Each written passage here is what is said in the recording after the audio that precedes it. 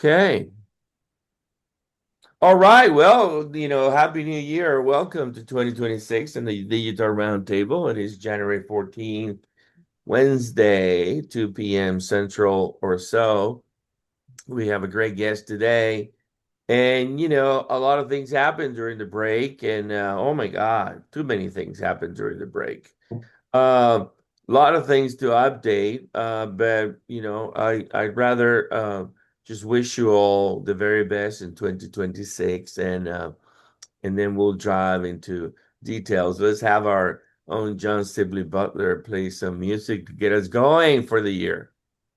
Amarillo by morning, up from setting tone. The only thing that I've got is what I've got on. When that sun is high in the Texas sky, I'll be walking at the county fair. Amarillo by morning, Amarillo, I'll be there.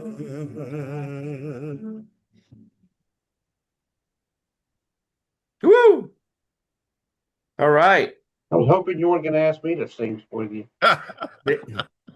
Thank you, Johnny. So John Sibley Butler, I my break was very amazing. I think, we talked last that I closed the year with a bang, and I ended up traveling to Washington, D.C. To attend some XBRL, DOE, DOT meetings. Um, and that was amazing. And then the week after, I finished attending the Digital Consortium conference in San Francisco, which was amazing. All the stuff about digital twins and how that's the next generation of asset management with all kinds of visualization and AI and all of the above. And then, in January, the first week, 6, 7, 8, and 9, I was in Las Vegas attending the Consumer Electronics Show. And that was just fabulous. AI everywhere, robots everywhere, smart city talk, smart city showcase of tools and smart buildings and all kinds of gadgets to manage water and energy and telecom and transportation, flying vehicles, flying drones, flying everything, robots walking everywhere, helping you with anything possibly that you can imagine. It's 2026 is looming to be a fantastic year. And then to cap it all, Johnny, and I was invited last week to be a speaker at the World Economic Forum in Davos, Switzerland next week.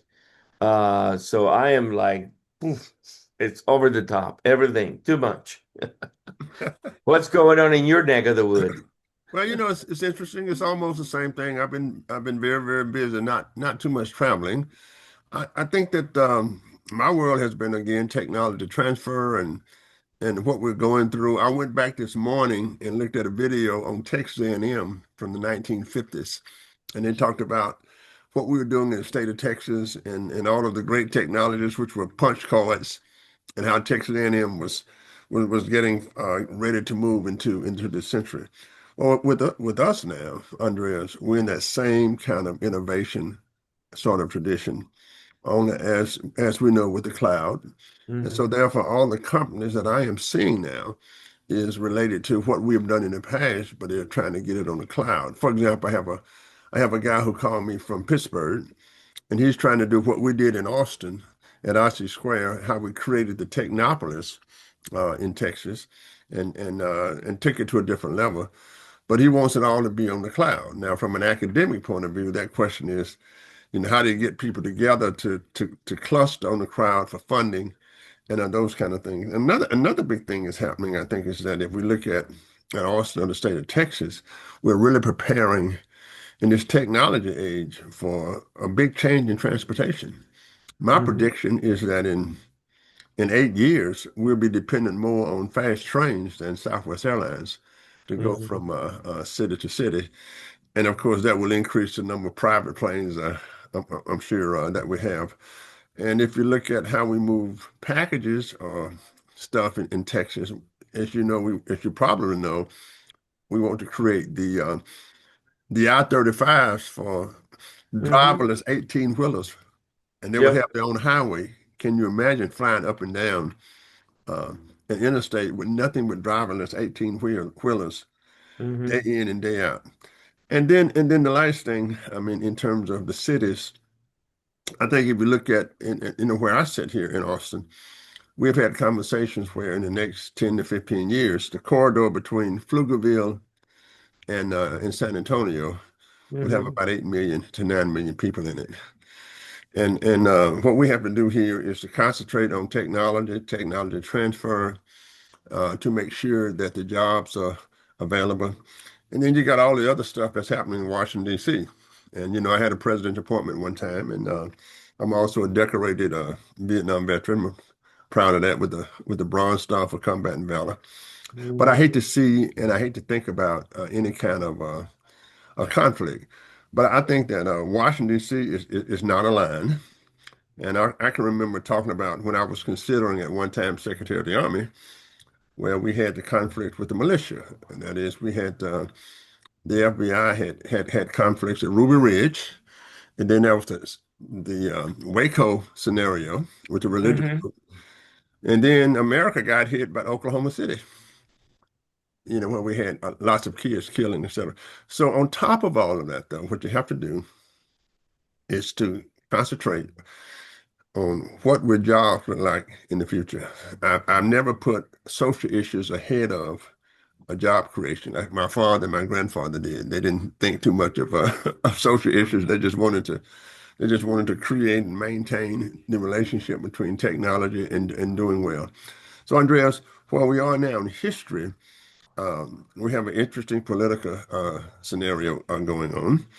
But Hmm. what we have to do in Texas, as we've always done, is to concentrate on what it would take to do new creative jobs in the future. And let me tell you what's happening in Iran now, what's happening in American cities now, is very, very interesting. And I think you look around and the question would be, where would they work? But the cities themselves, finally, will have to really, really invite people and look at the different sociological transformation of how people think. Everything Hmm. is on the grid now. In reality, if you look at Lubbock, Texas, and Austin, Texas, you put us on the platform with the same city. We can Hmm. merge because of the technology, right? You can throw Beaumont in there, and of course, we're the same city. But it is still the ideas of people, even with AI, the Yeah. ideas of people that will concentrate and look at how cities, how we will look. I mean, we look so much different than when I got to Austin in 1974. It is amazing, right? Hmm. And it's how we move around. The young kids don't want to go shopping anymore. They want to order everything, from and bring it to the house. They'd rather rent cars than to buy cars. They'd rather rent houses than to buy houses. So it's a different thing. So cities will have to really, really step Hmm. forward with their new technologies and become very, very smart to embrace the next generations. Absolutely, and I think that the challenge, I always said to people, having spent almost 10 years of my life working for the power company in Austin, City of Austin, Austin Energy, that cities and the job of running a city is gonna be not only the most rewarding, but also the most difficult job that I've ever seen because of the complexity of everything that needs to be managed. So we're lucky to have today to start the year. One of the most interesting cities, in my opinion, with incredible potential because it is a bit of a new city. It was incorporated in 1938, Johnny. It sits just west of Odessa and Midland, which get all the news about the Friday night lights. But I can tell you that this city is just as much as Odessa and Midland like anything else. It's actually in the heart of the Permian Basin. So we're lucky to have Mike Arismendez, the city manager of Kermit, Texas. which I think is a fabulous place in Winkler County. Uh, one of the things that you and I have talked about, and Llewellyn, who's missing today, he had a conflict and couldn't make it, is the fact that the success of the big cities, the Austin, San Antonio, Dallas, Houston, and what's happening in Texas is driving this next generation growth, 100 miles, 200 miles out, because people don't want to be in the traffic of an Austin or of a San Antonio or of Dallas, and they want to have a better quality of life. And, the population of Kermit is roughly 7,000 people, according to the 2020 census. Mike can tell us more, but let me say hello to Mike, who is a fabulous person, and he is really doing all kinds of great things. Most recently, he just published his budget for 2026, and he could tell us about all the things that he's working on. Mike, welcome to the program. Thank you. I appreciate it, Andres, John. Appreciate you having me on board. I mean, it is I was honored when I was asked to be able to come on to the show because, sometimes you take a look, you say, well, I mean, really, what am I doing? I'm just kind of doing my job. But, there is a lot of things that we're doing.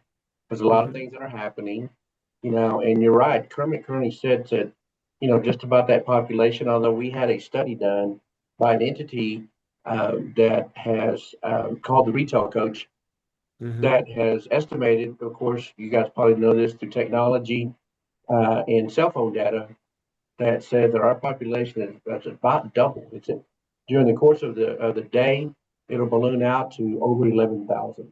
And Wow. so there's a lot happening here. We have a lot of trucks that kind of go through here. I tell everybody all Hmm. the time, I have about 3 or 4 thousand trucks go through my town every single day. I've Yeah. got 6 truck stops. Kind of tells you the volume and the level of oil and gas that are taking place Hmm. in this area.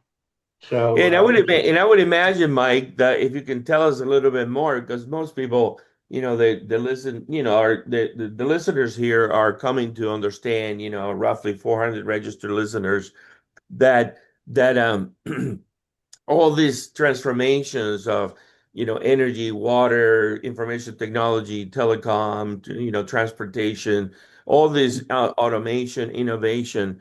It's really a high interest to them about how is it happening, where is it happening, when is it being done. So again, I'd be remiss to remind everybody, to tell everybody that being at the heart of the Permian Basin and being an oil town.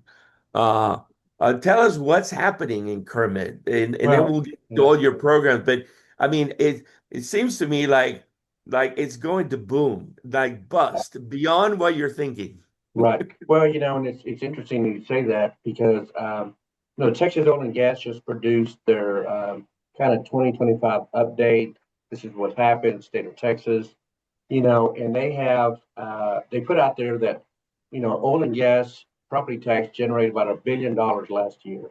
And then Hmm. they broke out the top 10 counties, and I can tell you that the top five surround Kermit. Right. Winkler County's not in that, but they surround us because of all the oil and gas.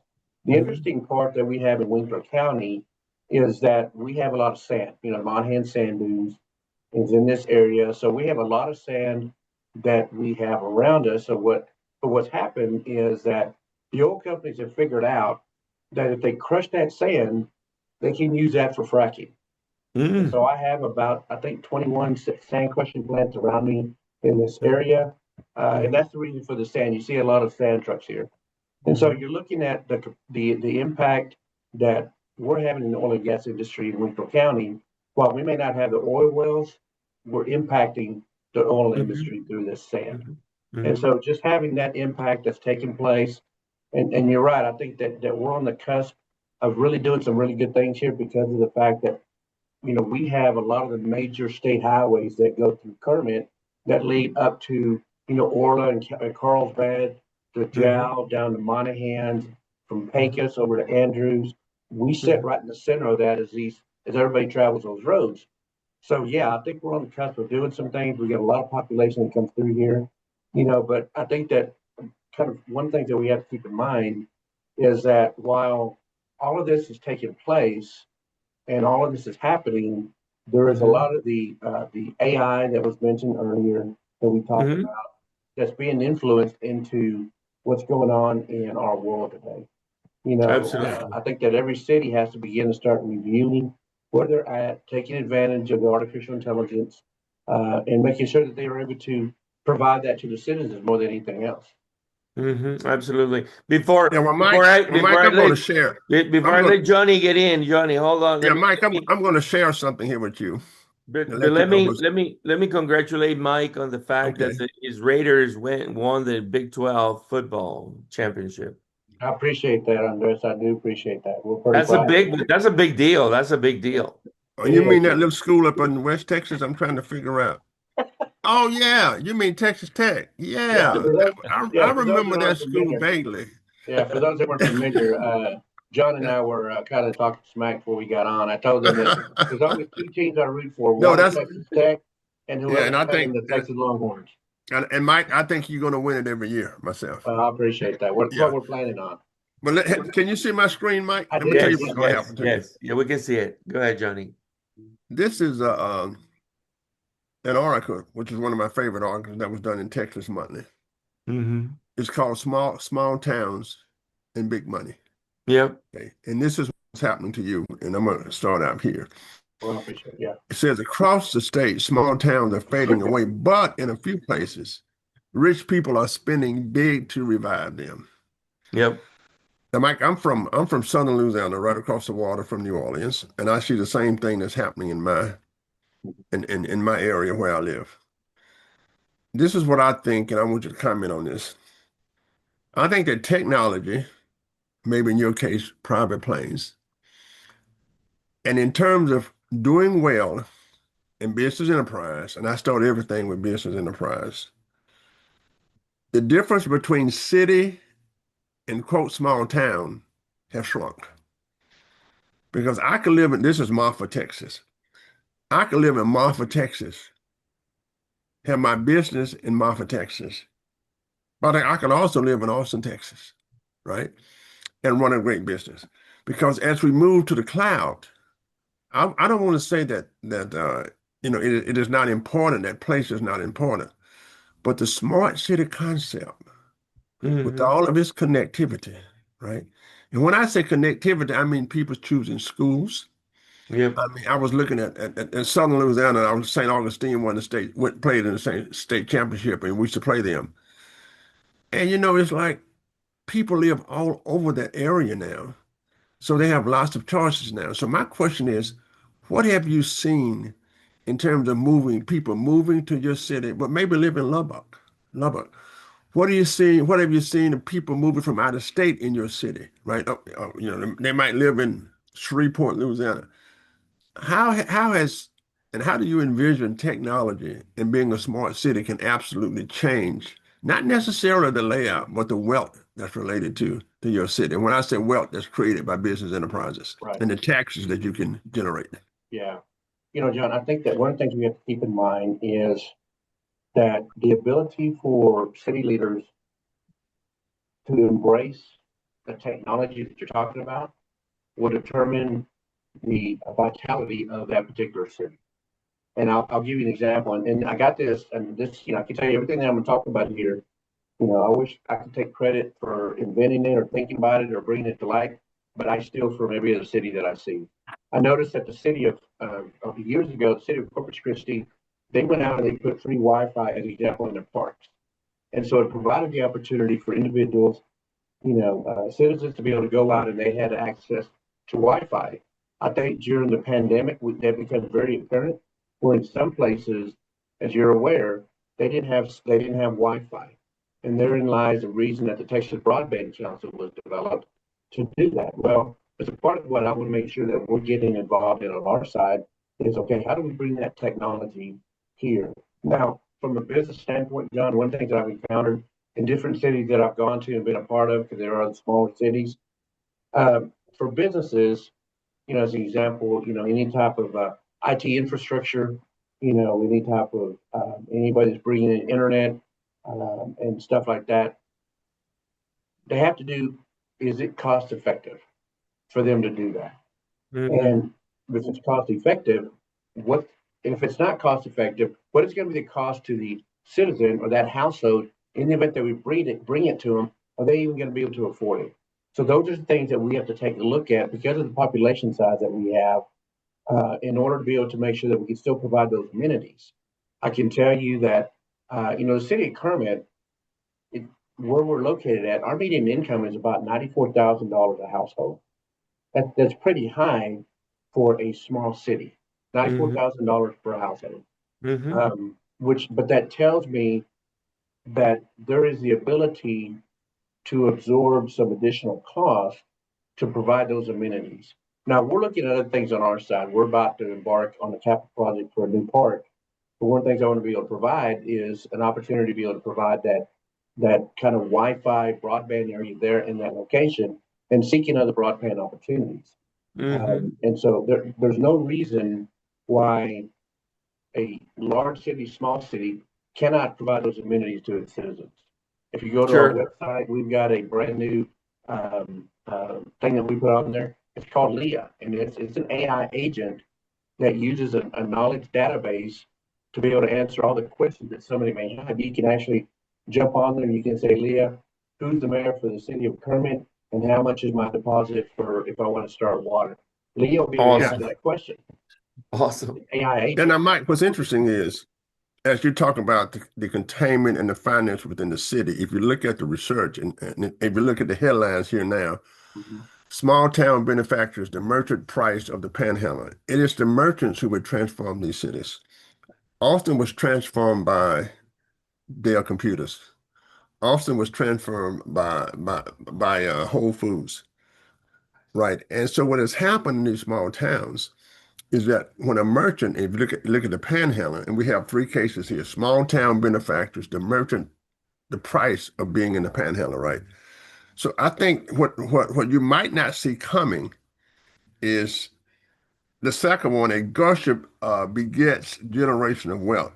And the third time, small town benefactors are facelift in the desert. We have wealthy people who would try to go in and not only enhance the small town, but if the small town is dying, it will buy the small town. Okay. Mhm. Sure. Because remember, I can now own a town with everything that I need for pleasure, right? But make all of my city, all of my money in New York City, right? So I think that as you think about the finances of your hometown, what the research is suggesting is that you will be really, really enhanced by merchants themselves. Now, this first case study, I think is Fredericksburg, right? Yeah. Is it the new Aspen? Now, who Mm-hmm. who would have? I mean, so they're thinking just a little different. And then I'm gonna get back to Andreas. And then if you go down and look Mm-hmm. right here, okay, There's a new Ritz Carlton thing, and yeah, obviously, yeah, right. other destinations, Marfa and what have you. But Let let's me say one more thing. What's different about small town Texas is too, yeah. the founders built great buildings, great Mm-hmm. courthouses, right? And some of the courthouses are better than than the Yeah. states, than courthouses in other states, right? Yeah. So I'm just thinking that as you go to a Yeah. smart city, my question is, have you guys planned for all of this? I'm going to stop sharing here because I got Yeah, my. let's actually, I actually spent time, Mike, reading your budget, and as I'm reading the page, your intro page here, you're doing a bunch of things, and I'm going to cue this up for you, a bunch of softballs for you to hit. So you're relocating in constructing a new city hall. Uh, you are going to do a new solid waste transfer station. You are basically creating a new architectural design for this park as part of your whole master plan. You're evaluating aging infrastructure of water distribution system lines. You are going to complete an AMI for water. Congratulations on that. And you are doing completion of your animal control building, among many other things. You are preparing for this thing already. So tell us about it, Mike. Yeah, Andres, I'll tell you that yeah, we do. We have a lot of projects that we're doing, and and that we're embarking on that. As a matter of fact, we have a meeting tomorrow night that we will that the council will consider, the bonds in order to pay for this. Then we have another meeting in February to pay for the other bonds. But I think that one of the things that you nailed on that is these projects and what John was talking about. These projects, there's no reason why the citizens can't have these amenities. There's no reason why we can't think in the future. And and you talk about, as an example, let's talk about, and I don't want to talk about any other city. I want to stick with Kermit, but Fredericksburg. Yeah. When they said is this is a new Aspen, think of the visionary leadership that it took to turn around somebody one day to say, you know what, we could be an Aspen. Right. And then they worked towards that.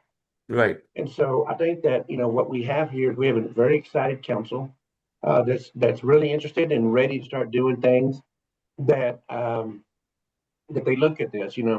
The Vest Park as an example. We had some property that was given to us that we're now taking this 10 acres. And there was a vision by the council. They said, we want to actually turn this into a park that people can actually come to and enjoy. So we began this, it's been a year-long process now to hire a landscape architecture that could come in and design this park. And the design they've come up with based on citizen input, our Parks and Recreation Board is going to be kind of state of the art. It's going to be perfect. The solid waste transfer station is another needed component in the city in order to protect the assets of the city. So sometimes you've got to build something in order to save something. And that's what we're doing here. We're doing that. The AMI system is basically, we'll talk about that from a kind of a technology standpoint. We went in and spent $1.7 million to replace all the water meters that we had in the city. We had a little over 3,000. So, but now what happens is that when it's time to do billing, they push a button, and and I'm simplifying it, but they push a button, and then we have a kind of a satellite dish on our water tower to go out and read every single meter, and then they shoot it back to us and upload it, and then they can do billing from that. Yep. But think of the technology that's now provided. And there's also going to be an app for the citizens to be able to go out to their phone, pull it up, and look and see, okay, how much water have I spent? How much water have I used? What's my bill right now? That's right. And so they had that technology that's now being brought to them. And so those are just some of the things from a technology standpoint that I say that city leaders need to be able to embrace that technology. City leaders need to be able to be on the forefront. And that's one of the things that I'm looking at is whenever I am, going out and listening and talking and, shows like this are beneficial for me because it lets me know what others are doing, but not just from a city standpoint, but from a technology standpoint. Correct. How can I make this better? So, Correct. yeah, Mike, let me ask projects. let me ask you this question. With the assets that you have you thought about how that light pole can make some money? Have you thought about how that building can make some money? Have you thought about how that curb can make some money? Or are you still thinking about the zoo making money and other kinds of things making money? So what if I were to give you a deal? What if I to say this? Just give me all of your light poles, right? In Kermit, and I bring an additional $300,000, $400,000 a year. Would you like that? You like that from this old Louisiana boy? You like that? I can tell you, John, that I would embrace that conversation. I wanted to bring a little bit more money to the table, but I would definitely embrace that conversation. And the reason is because as we begin to start working from a technology standpoint, because let me give an example, is that in my budget, Andres, you're talking about, if you go in there and take a look, I budgeted in my street lighting department that I want to try and replace the old lights that you see out in traditional cities with LED lights. Yep. They provide more light. They expand out, and the life of those light bulbs are going to be much longer. They're going to have a longer lifespan, and so those are the type of things that we're looking at. Again, taking advantage of that technology that's out there, and so I think that I have to be able to take a look at every little aspect, and even my water towers. I can rent that out to somebody that needs a dish to be pushing out there. Whether it's 5G, for satellite, for self-service. I mean, yeah, you want to put on there because you want to push that signal out further. Hey, yeah, put it up there, and it's gonna cost you, but it's gonna be beneficial for them because they don't have to dig a hole to put that pole in there or rent that space. They just rent it from my tower. Let me just reiterate that from my world at the individual level. So I'm on the CNBC technology transfer group. I'm gonna say this, Mike. There are companies now that's being created, and cities can do with one person, one entrepreneur, that are billion-dollar companies. I'm gonna say that again. Okay. You can create a company now with two people and it'll be a billion-dollar company because of the cloud, right? And what I'm talking about is that cities themselves, and I haven't convinced Austin of this, are being the modelers, right? You'll be a modeler for a small town, and you'll be surprised at how much income you can make by people asking, what are you doing and how were you successful? Because Hmm. what we like to do is to go to and learn as much as we can. So when we started Austin, we really took it from Silicon Valley. We went George Kosmetsky, we jumped on an airplane, we went out to the hotel that was right across the street from Stanford, and asked the Stanford professors, what are you guys doing? Hmm. And they just said, well, we're taking science and technology and starting with that, right? Rather than traditional management, accounting, and finance. Just get the patents and the science and technology. So the world of wealth creation has changed so. And right in the middle of that is going to be cities like, I mean, it's like New York City. Why are they so interesting and always growing? Well, first of all, it's because of immigration. Great immigrants will come there. But second of all, they have always embraced that technology, and it could be in the arts, it could be music, right? It could be it could be oil and gas, and you become the center, right, of people understanding that, and it's all based Hmm. on the cloud. Right. Okay, go ahead, Sure. Andres. Yeah, so Mike, it's really, again, I congratulate you on all you're doing, and I'm so excited about where you're heading. I was going to ask you, as we talk to cities, it seems like there's a theme in general about the challenges, transportation being one of them, housing being another, and in general infrastructure, and then obviously the challenge of how you pay for it. So one of the things that we profess at CMG, which we did all the planning work for Brownsville.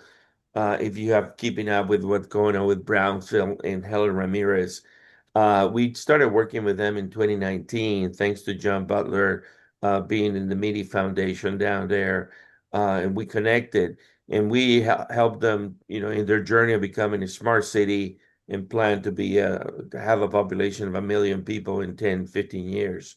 And there are many things that one must do, and there's really not a right or wrong on how the journey happens. But when I think about housing, smart living, when I think about broadband, Wi-Fi, as you mentioned, it available everywhere. When I think about street lights that Johnny mentioned and turning the street lights into sort of like an iPhone, where the street lights are also part of the communication. You put the little cell routers on top of the lights, and then you add sensors to the street lights, and then the whole energy, maybe the partnership with the data center guys and providing, and leveraging the city infrastructure and the city land to do renewable energy, solar panels, energy storage, in partnership with the electric utility, what have you.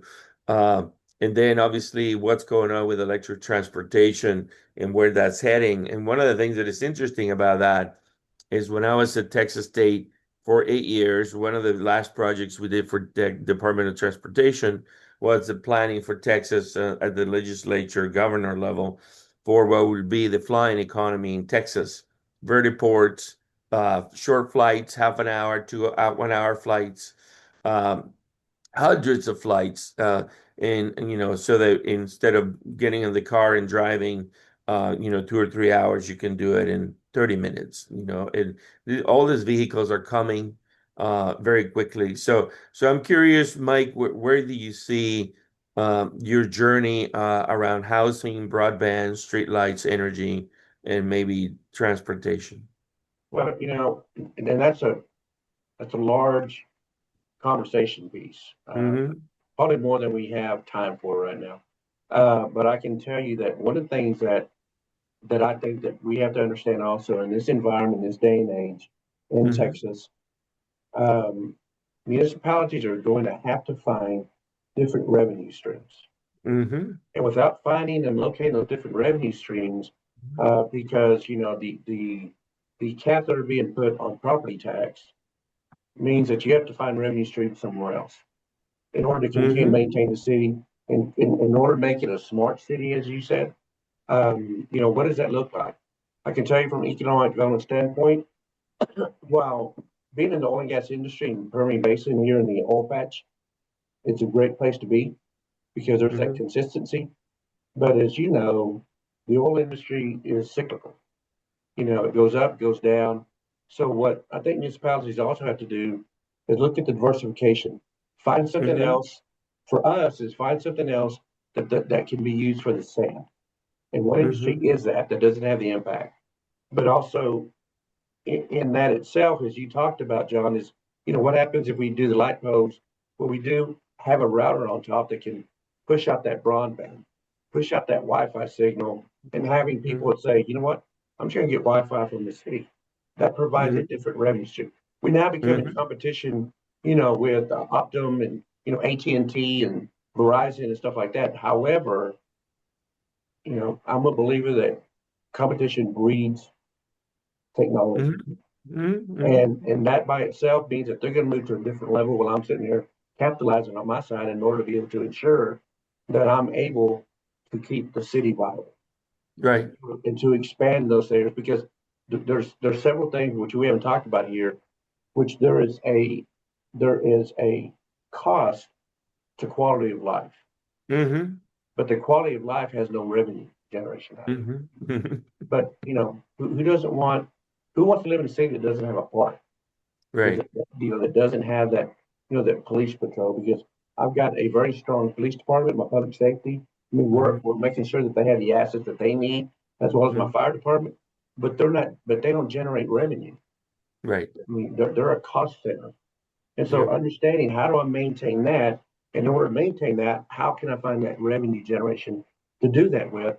And I think you guys are right. What we have to look at is okay, how can I embrace the technology in order to Mhm. ensure that I can have Mhm. that other revenue stream separate and apart, but in the traditional revenue stream, property Yep. tax, sales tax, permit fees. I got to find a Mhm. different revenue stream, and Yep. technology is the area to look at. Absolutely. Yeah, Absolutely. yeah, and Mike, I'm gonna give you an idea, and I'm not gonna charge you $50,000 for it, I got it right here. I'm ready to write it down. only because you're at Texas Tech. I mean, and I want Texas Tech to rule it, baby. Now be careful going through the airport. You know the Texas Tech woman who said she was about to go through security. She saw a tech person over there, and she said, Guns up. "Guns up." Yeah, TSA doesn't like that very much, do You they? can't say that, right? This is what I want you to do. You just go over there to your alma mater, Texas Tech, and I want you to tell the engineering department, and I want you to tell, oh, maybe computer science, that you want some kids to come over and interact with you about the new technologies that's developing.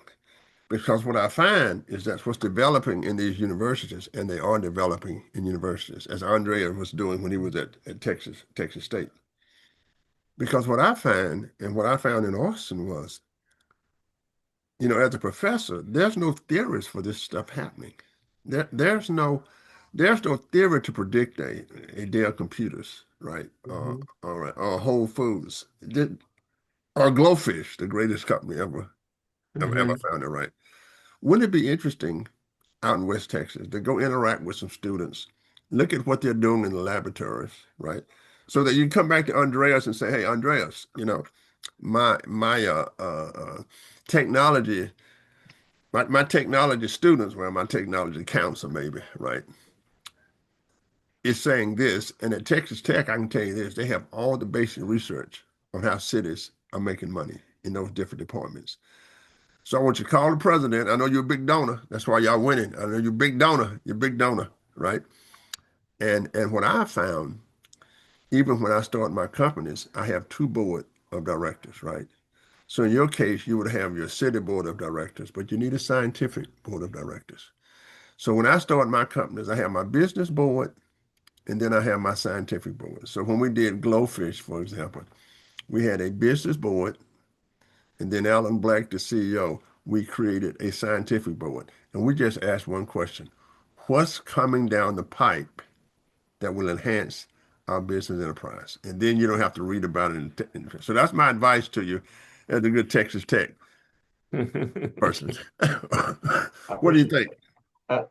Man, you give me some great advice because you're right. Because some of the times city leaders get caught up in making sure that that we fix that pothole. Did we pick up the trash? Hmm. What about that dilapidated building? I've got a dog running in the streets. Well, none of that has to do with technology. None of that has to do with AI. I Right. think in order to handle those projects, we could have it on an app where somebody can try and take a picture, GPS it, and send it to Hmm. me, and I know exactly where to go. Take a Hmm. picture of the dog and it's kind of tracking it where it's going. All that stuff can be done through technology, but that's after the fact.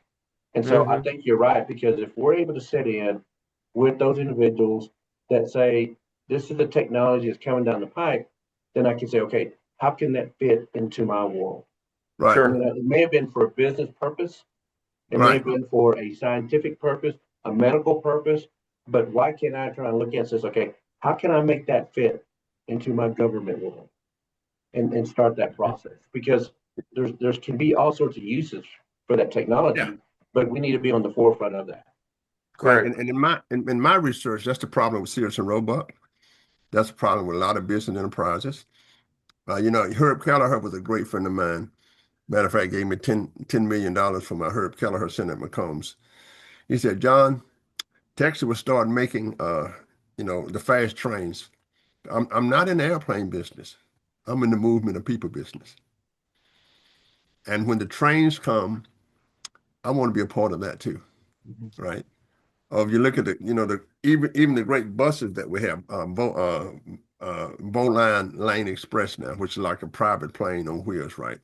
Hmm. All of these things, who was also a Longhorn, I might add, but all of these great ideas and great technologies, if the established institutions know about them, whether they are Microsoft, whether they are BlackBerry, or whatever have you, and then can adjust to them, because remember, it is the new technologies that bring the business and make the tax basis, right, wonderful, Hmm. including the Hmm. great restaurants in New Orleans, which is all based on the science of taste, right? Including Kellogg's cornflakes, which is based on food, right? And that will also include how people move around in your city, how they interact in the city, all of the medical stuff. So, it's going to be, you're going to wake up, you're going to touch the wall, and your doctor from the health center in Houston will just come on the wall. Yeah, All of these things can yeah, can can absolutely enhance what you do. So I'm a big believer in science and technology right. that Well, really enhances business enterprise. and failure to accept that technology, Hmm. you're going to be the next blockbuster. Right. You know, Right. Yeah, if that's you're right. not willing to move to that next level where the population wants to be at, where your consumer products are at, and for me, where the citizens want to be, if I'm not providing to them that technology, they'll go to another city to find it. Yeah. Because they're going to say, you know what, I know that, Austin has it, or I know Lubbock has it, or even at that, I know that Pecos has it. Why can't I have it? Yeah. And Hmm. so it's a matter of me providing that and then some. Hmm. And I need to exceed their expectations, and that's can be done through technology. Yeah. The other point of the sort of the icing on the cake, Mike, which is part of this journey of creating a roadmap for a smart city, which we did for Brownsville and many other places across the U.S. and would love to be able to do it for you. Um, is somehow data, which is the new oil, needs to factor into this revenue equation. Now, there's all kinds of challenges and concerns about, anonymity and using data the right way and being a good steward of data. Sort of similar to what's going to happen with AI and the potential misuse of AI.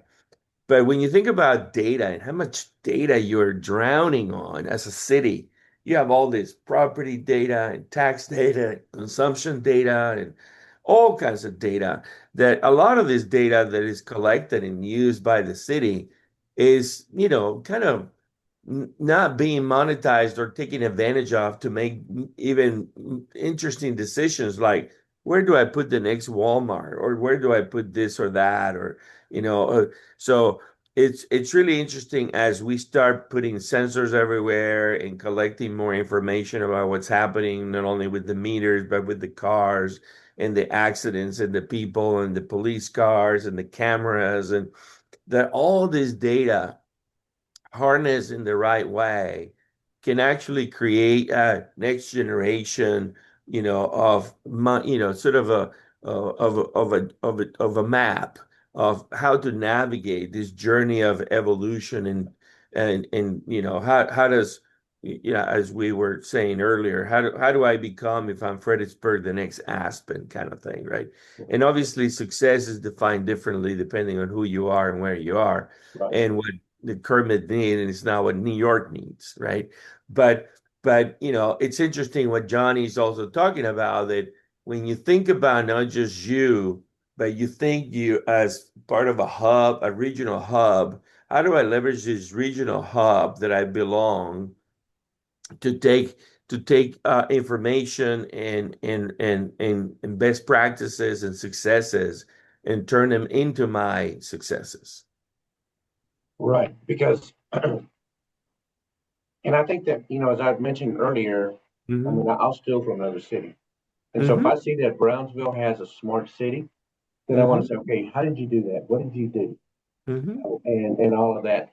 Even my animal control building, which you mentioned earlier, Mm-hmm. we had kind of just a small building.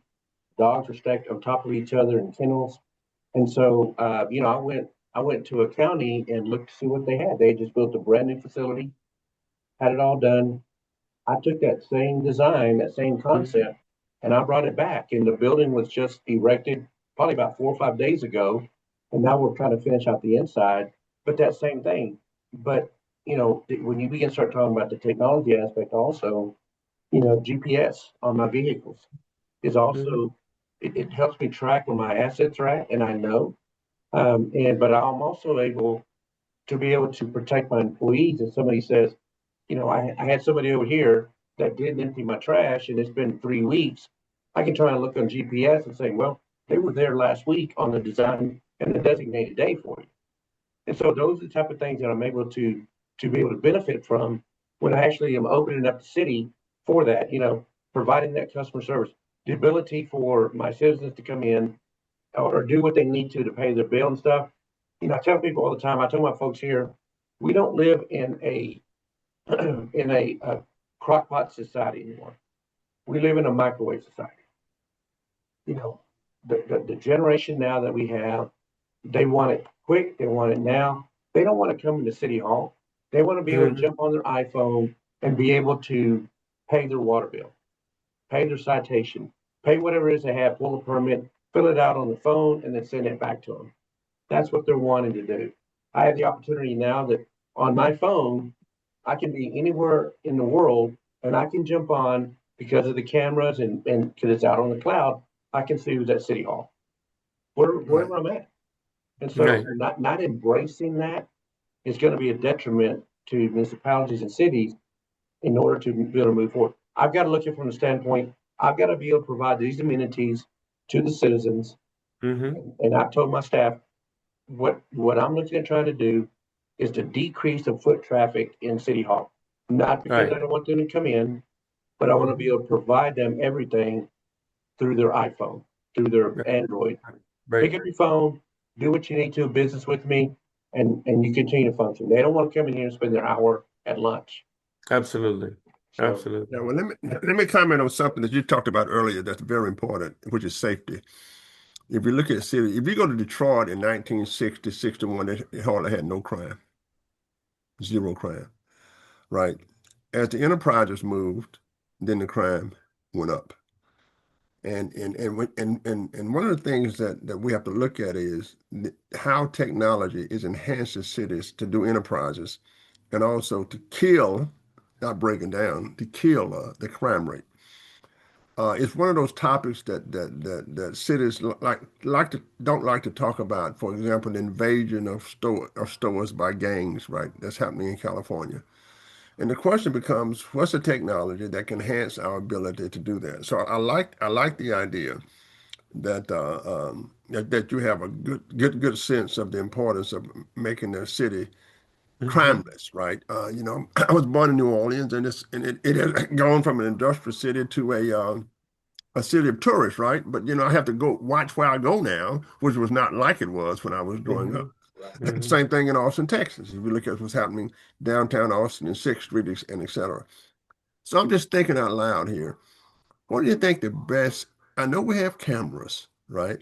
What would be the best deterrence for crime? Well, I think it's job opportunities going forward.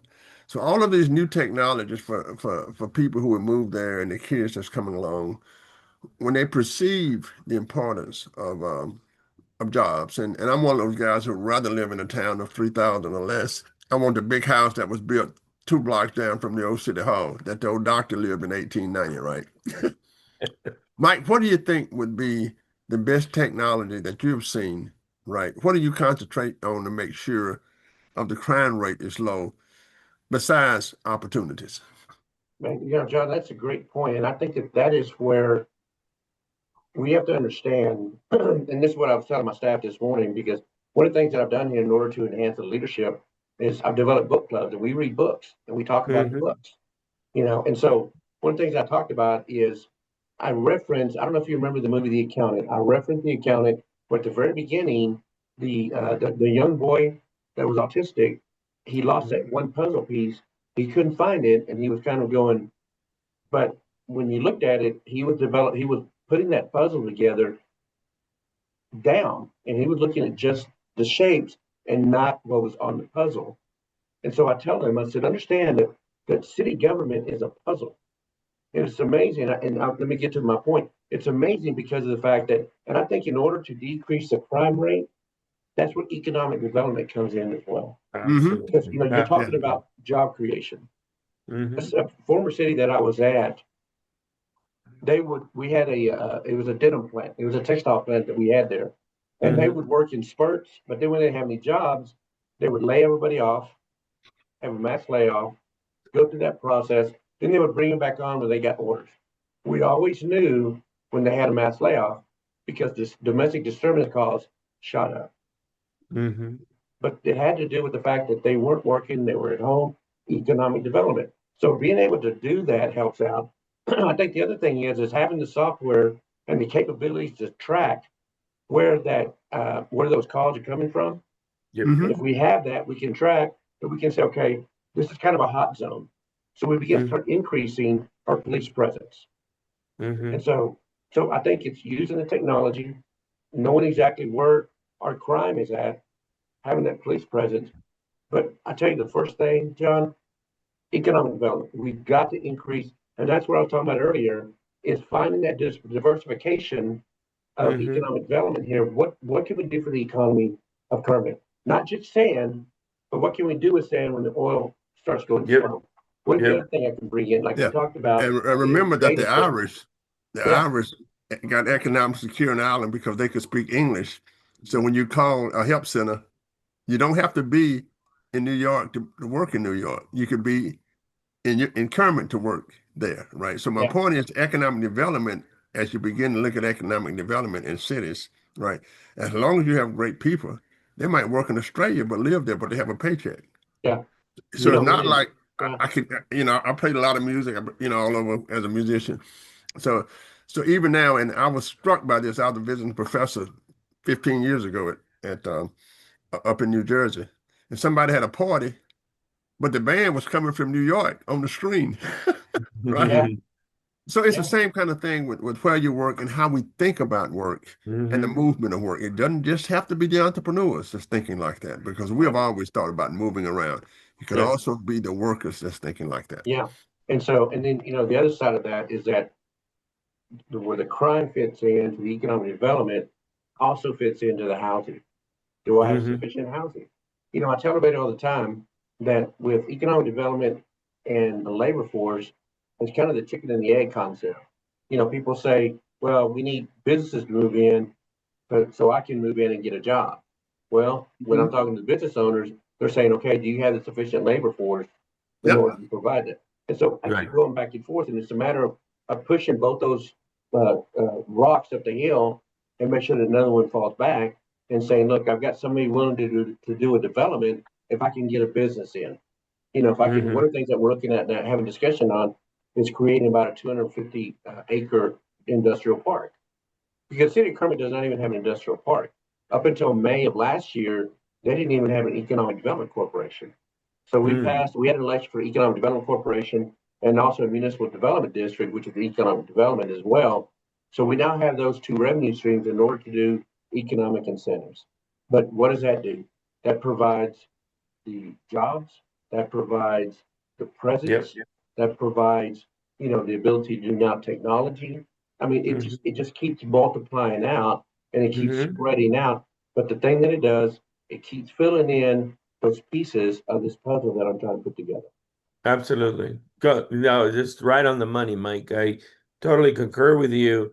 And and energy, who is your partner with in energy, electricity in Kermit?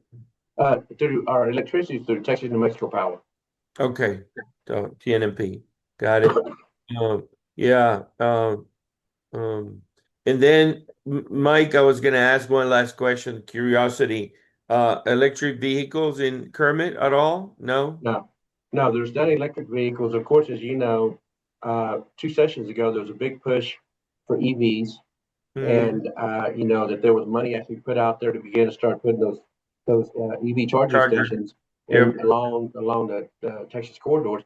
But the legislation was primarily to go through the major thoroughfares, the interstates, other Yeah, other places that carry it, you know, and I don't mean this derogatory, but you have to hmm, intentionally try to get to Kermit. sure. It's not off the beaten path. When you go down the interstate, you go to Monahans and then up, you travel up in 18 miles, you're in Kermit. From Odessa, you have to try to get from out of Odessa to Kermit. So, Hmm. but understanding that, and I tell people this, look, I mean, we may not be a tourist attraction, but there's nothing wrong with that Nothing wrong with it at all. at all. I mean, you know what? But we want to be a viable city. We want to be a Mhm. comfortable city. We want to be a city that provides amenities to citizens. And we want to be able to say, 15, 20 years down the road, people say, I graduated and I lived in Kermit. Let me tell you what, it was the best. We had the best parks. We had the best police protection. We had the best fire protection. They got a new city hall that they just built. We had, Wi-Fi all through the town. And I mean, it was a great place to live. And then we had all these small shops that came in, boutiques and everything. And everybody's like, Hmm. well, where is Kermit? Man, I'm surprised you haven't heard from us.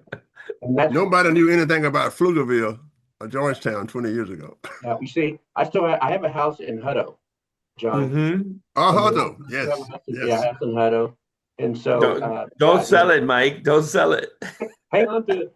So, but I tell you, back in the mid 90s, I Uh-huh. lived in Round Rock for a period of time, Uh-huh. for about a year and a half. And at that point in time, there was a distinction between Austin, Pflugerville, Round Rock, and in Georgetown. Right. Georgetown is That's like more. way out in the boonies. I'm like, man, I got to travel all the way to Georgetown. It's going to take me 3 hours to get out there. That's not true, but it seemed that way because there was separation. And Yep. That's now it. you go down I-35 and it is fluid. Yep. Yep. So it changes, and there's no reason why that particular concept and that mentality can happen Hmm. here in Kermit. And that's what I'm working Absolutely. Absolutely, Mike. Absolutely.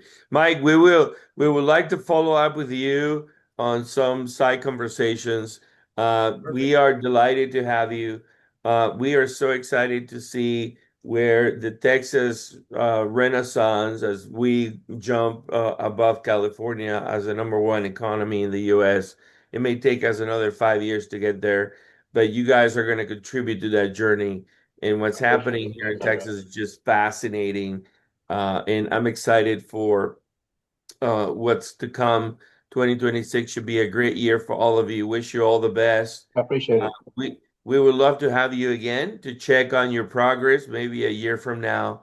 And in the meantime, we'll just have you say thank you for sharing with us and being so gracious. Well, I appreciate you having me on. And again, it is an honor for me to be here because we're talking about technology.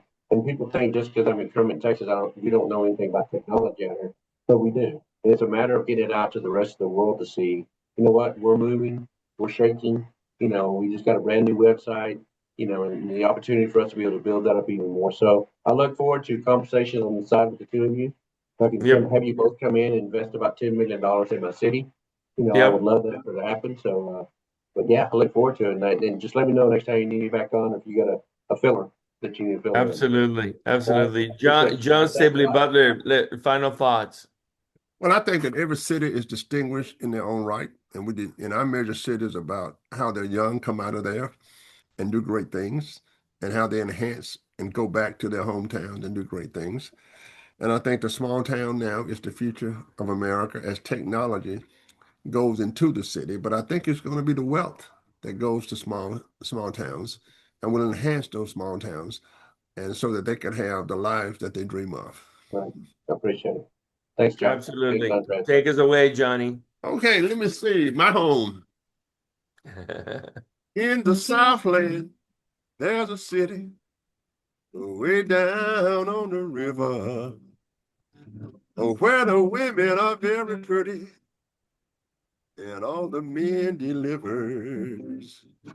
They got music playing all the time, starts in the daylight and go all through the night. And when you hear that music play, gonna tell you, baby, you're gonna feel all right. Grab somebody, come on down. Grab the checkbook, we're painting the town. If you wanna do some living before you die, Woo! get down in New Orleans. Boy, my kids Everybody, out all there. the best 2026. Appreciate Mike, it. you're Bye-bye. Take care. awesome. Thanks a Bye-bye. lot. Good Take care. We'll see you soon. Okay.